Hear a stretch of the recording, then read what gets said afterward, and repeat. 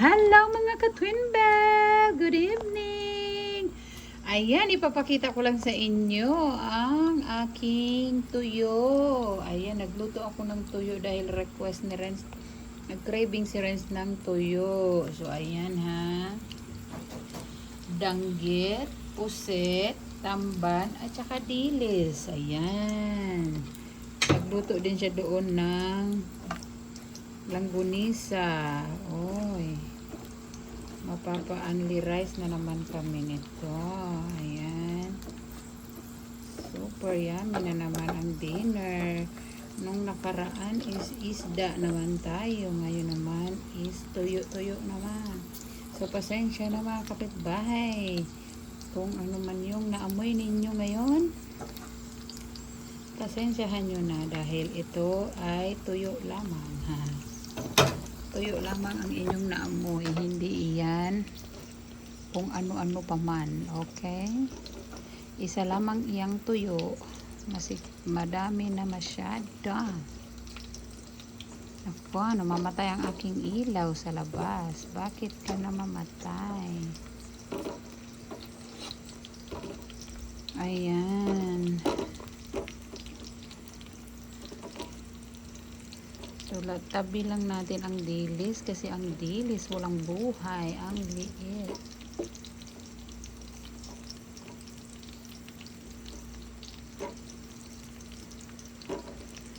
Yan. Medyo luto na kasi itong dilis. So, hindi natin.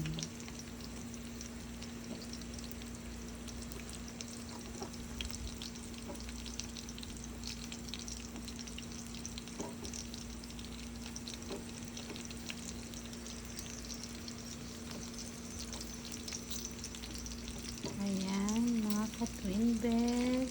Pinakita ko lang sa inyo ang aming dinner.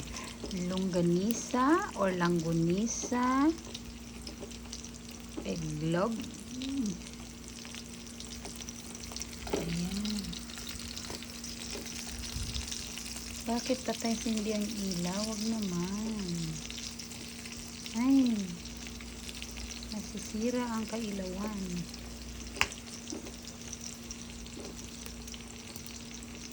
So, aray, sakit ng kamay ko. Pagod talaga ang aking mga muscle. Nako, patay sindi ang ilaw. Ano nangyayari dyan? Yan yung pusit. Oh, sabi ang sarap ng pusit.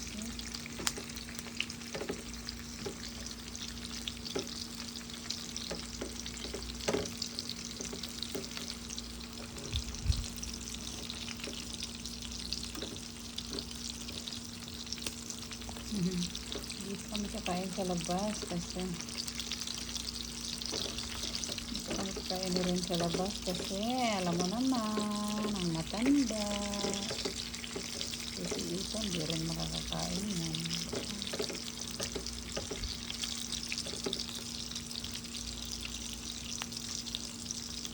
Naku, mamatay ka na nga ng tuluyan. Bakit patay sindi ka?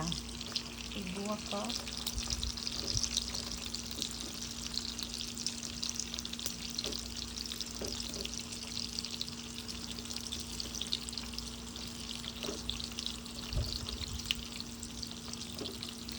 Ayan mga ka-Twin Bell. Yan lang ang ating short update for tonight. Bye-bye. Salamat. Thank you.